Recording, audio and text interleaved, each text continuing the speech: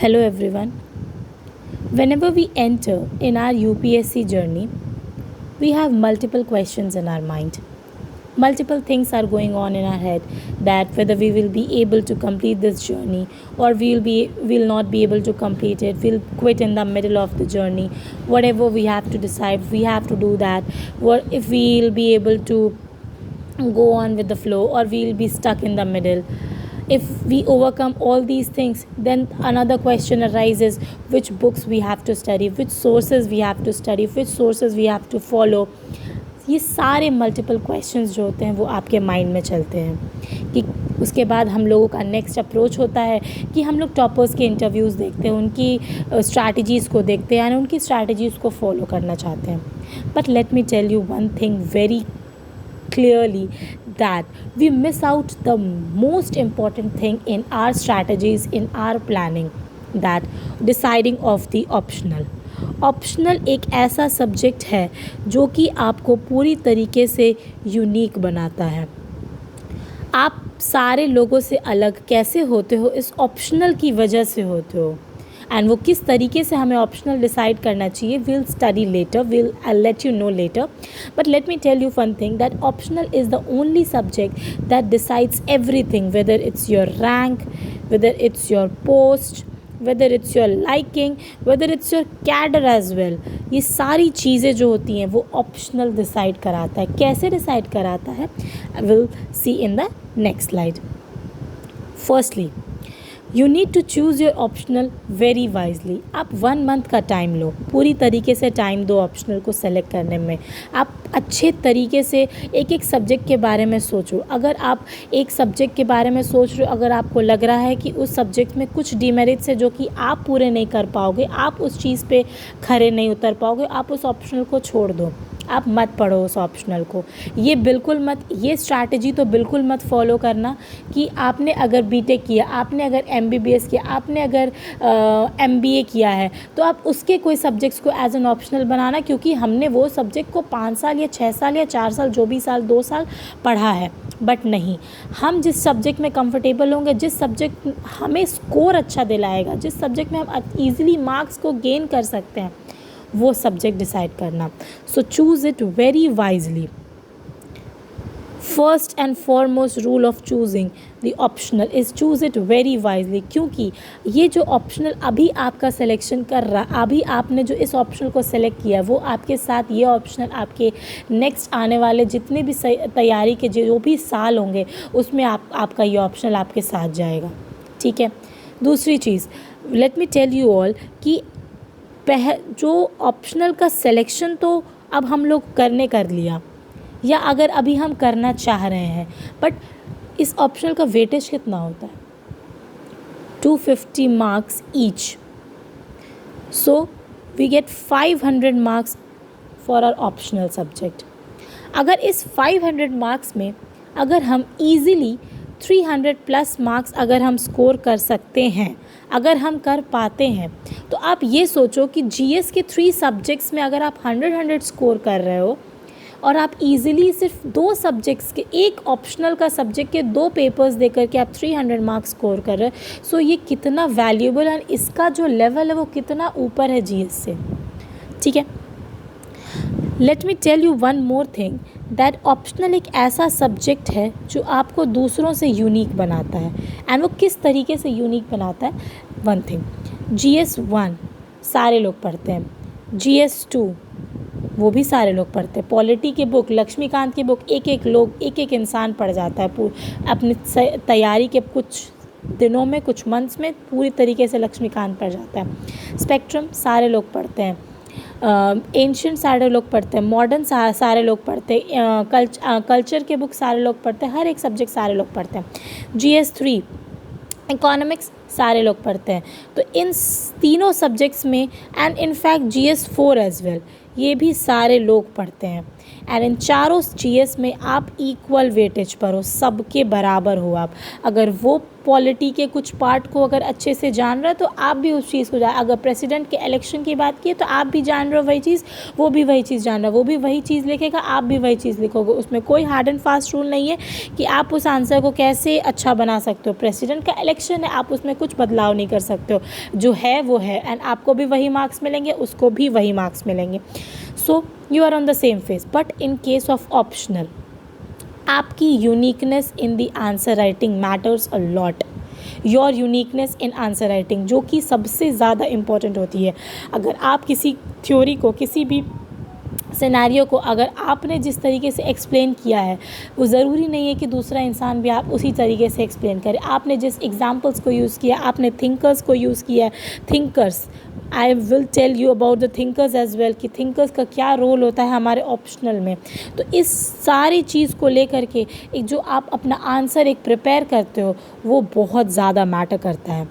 ठीक है, अगर आपने ये तो देख लिया, नेक्स्ट आपका क्या सिलेक्शन का पॉइंट ऑफ व्यू होना चाहिए किसी ऑप्शनल को। थरली आपको स्टडी करना है उसके पूरे सिलेबस को, उसके सब पार्ट्स को एज वेल, पूरी चीज़ों को आपको सिलेबस को स्टडी करना है। आप क्या उसमें मिस आउट कर सकते हो, क्या उसमें आप अच्छे से स्टडी कर सकते हो, वो सब चीज़ों को आपको देखना है। हाँ, और पूरी तरीके से हर सब्जेक्ट कोई नहीं पढ़ सकता, बट आपको उसका भी सिलेक्शन बहुत वाइजली करना है। आपको अच्छे से एक एक पॉइंट बाय पॉइंट, जैसे पार्ट 1, पार्ट 2, ये 2 पार्ट्स होते हैं ऑप्शनल के, एंड इन 2 पार्ट्स में उसके कुछ सब पार्ट्स होते हैं। इन सब पार्ट्स को, सब टॉपिक्स को, सब चीज़ों को आपको अच्छे से सेलेक्ट करना है, ताकि आप उसमें कोई भी ऐसी चीज़ ना मिस आउट हो जाए जो दूसरे कंपेनियन, जो दूसरे आपके कंपेटिटर्स हैं, वो उसको अच्छे से पूरा कर सकें और आप ना पूरा कर सको, या आप उसमें वीक पड़ जाओ एंड दूसरे लोग उसमें अच्छा कर जाएं। तो इस चीज़ों को आपको बहुत थरली आपको इस चीज़ को स्टडी करना भाई, बहुत ही माइन्यूटली आपको इन चीज़ों को स्टडी करना है। ओके, अब क्या किया आपने एक ऑप्शनल सेलेक्ट कर लिया। अब उस ऑप्शनल के अब आप कंटेंट पे फोकस करो, कि किस कंटेंट पे, कि किस मटेरियल से आपका कंटेंट वो पूरी तरीके से एक्यूमुलेट हो सकता है। Do not go for multiple materials, do not go for multiple materials, do not go for multiple materials, because multiple material से आप कुछ नहीं होता है, आप बस कंफ्यूज होते हो एंड नथिंग एल्स। सिर्फ और सिर्फ आपका एक ही फोकस होना चाहिए। अगर हम एक मटीरियल से प्रिपेयर करें, हम उसी मटीरियल से इतने अच्छे से प्रिपेयर करेंगे कि हमें उस चीज़ में कोई हमें रोक नहीं सकता है। हम उसी में इतने अच्छे से आंसर राइटिंग करेंगे। Skill of answer writing is the only way out for optional. You have to develop a skill, you have to do multiple answer writings for that. आप एक दिन में 20-20 क्वेश्चंस लिखो, आप एक दिन में 3-3 पेपर्स, पूरे कंप्लीट पेपर्स लिखो, जिसकी वजह से आपकी आंसर राइटिंग के स्किल्स इन्हांस होंगे। आंसर राइटिंग के स्किल्स को आपको एनहांस करना ही पड़ेगा, and it's not only for optional, you have to go for all the GS as well and the essay as well. Let me tell you, I will be making another video for the importance of essay, because essay and optional ये दोनों मिला करके आपके rank को decide करता है। Answer writing के skills आपको बहुत अच्छे से डेवलप करने हैं। Okay, now let me tell you, अब आप स्टार्ट कर दो अपने प्रेपरेशंस को। आप प्रेपरेशन स्टार्ट करो, आप टॉपिक बाय टॉपिक, सब पार्ट्स, एक एक तरीके से आप पूरी तरीके से एक एक सिलेबस को आप मल्टीपल कंपार्टमेंट्स में आप उसको ब्रेक कर दो, एंड छोटे छोटे टॉपिक्स को आप तैयार करो, ताकि उन छोटे टॉपिक्स को आप कहीं भी कोट कर सकते हो। आप थिंकर्स का यूज़ कर सकते हो, आप एग्जाम्पल्स का यूज़ कर सकते हो, आप सोसाइटी की किसी भी ऐसे फिनोमेना को, आप करंट अफेयर्स के किसी भी ऐसे फिनोमेना को आप easily and freely, there is no restriction in using any of the example, any of the current affairs in the optional। कोई ऐसा रिस्ट्रिक्शन नहीं है, आप कहीं भी आप उस चीज़ को, उसकी रेलेवेंसी अगर आपको लग रही है तो आप उसको यूज़ कर सकते हो। जीएस में ऐसा नहीं होता। जीएस में अगर कॉन्स्टिट्यूशन से रिलेटेड कोई चीज़ें पूछी हैं, कॉन्स्टिट्यूएंट असेंबली से रिलेटेड, तो आपका वो आपकी वो बाउंड्री को सेट कर देता है। आप विद इन दैट बाउंड्री ही वो चीज़ आंसर करोगे, आप उससे ज़्यादा आप वो भटक नहीं सकते हो। बट इसमें आप एग्जाम्पल्स कोट कर सकते हो, आप थिंकर्स कोट कर सकते हो, and it is possible, and it is possible not only that it is 100% sure with surety that thinkers आप जो यूज़ करो ज़रूरी नहीं है कि वो आपके कंपेटिटर्स भी वही थिंकर्स यूज़ करें. आप इंडियन थिंकर्स को यूज़ करो, आप यूरोपियन थिंकर्स को, आप वर्ल्ड के थिंकर्स को यूज़ करो, जिससे आपका आंसर यूनिक बनता है पूरी तरीके से. ठीक है. First and nextly work on it wholeheartedly. आपको उसमें अपने आप से चुराना नहीं है, ना अपने आप से आपको उसमें धोखा देना है, बट आपको अच्छे से उस चीज़ पे, जैसे आप सारे जीएस पे वर्क करते हो, आपको उस पे भी बहुत अच्छे से वर्क करना है. And I tell you that, I guarantee you that you will achieve it. You will achieve it, and it's my guarantee to you. And it is the well-known fact that if you are working wholeheartedly without doubting yourself and without cheating yourself, you will achieve it.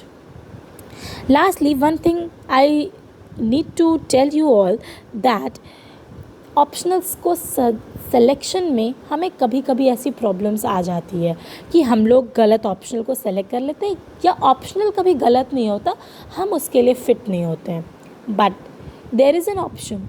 If अगर आपको ऐसा लगता है, आप 1 year and 2 year आपने preparation कर लिया और आपको ऐसा लगता है कि आप उस ऑप्शनल के साथ सही नहीं, आपका कुछ भी सिंक बैठ रहा है, तो आप उस ऑप्शनल को स्विच कर लो. Immediately switch your optional if nothing could be done, because you don't need to get a PhD in any of the subject. You just need to get the rank. You just need to be in that merit list. You just need to you just focus on that top 100 ranks. Every student focuses on top 100 rank, so you just need to go through that. So you can switch your optional. Okay. Now let me tell you that how the marks is divided. Marks का division किस तरीके से होता है and किस तरीके से optional का वेटेज बहुत ज़्यादा होता है. It leads you to the rank, it leads you to the merit list. 300+ marks if you get in the optional, okay, and 100 marks in the 3 GS papers if you get. How much marks you have scored? 300, 400, 500, 600 marks easily you have scored in the GS part only. And you have essay part as well, you have your interview part as well, everything. And it's, if I'm saying that 100, it is the minimum marks that you are scoring. You can score more than that also, and you can score less than that also. Then it's not that only 100, it's the focus that is only, it is only 100. It's not that. And not only the 3 GS, there is one more GS, that is GS4 as well, that you need to get. You get 100 marks as well, so you get here 700 marks. And now 700 marks you have got out of 1750 marks. 1750 is the full marks of the mains, and just you need to go through the last year's toppers the rank 1 marks of the topper, that was just 1100, and you easily got here 700. And here you have your interview marks. You in interview, let me tell you, they give you a minimum marks they have to give you. अगर आप उसमें थोड़ा सा अच्छा कर जाते हो तो आपको और मार्क्स बेनिफिट हो जाते हैं. अगर आप उसमें थोड़ा सा कम करते हो तो आपको 10 से 20 मार्क्स का आपका डिफरेंस आता है. आपके ऐसे के मार्क्स हैं. In the next video we will be talking about the relevancy of the essay. So अगर आप 100 marks the minimum 100 at least 100 marks भी अगर आप जीएस में स्कोर कर रहे हो, तो आप किस तरीके से उस जीएस को, आप उस जीएस के थ्रू एंड प्लस ऑप्शनल के थ्रू आप 700 मार्क्स तक बहुत ईजिली आप पहुंच चुके हो. एंड आपको बस अब 400 मार्क्स के लिए वर्क करना है. वो भी रैंक 1 आता है 400 मार्क्स से. 1100 मार्क्स पे रैंक 1 डिसाइड हो जाता है. So see the importance of optional, see the weightage of optional की ऑप्शनल कितना ज़्यादा इम्पॉर्टेंट है. सो let us move forward. Rank is all that you require. Before entering the journey, everyone sees for the rank कि हमें first rank आ जाए, हमें 10th rank, हमें top 10 100 के अंदर आना है, हमें टॉप 200 के अंदर आना है. तो only we need to get is the rank. We need to get is in the merit list. So we need to decide our path very wisely and choose it everything very wisely and do our best to conquer that. It is a war. It is just like a battle. You just need to conquer. 3 steps are there in that battle. You need to conquer one by one each and every step. So all the best for everyone. All the best for your journey and all the best for your future as well. Thank you so much.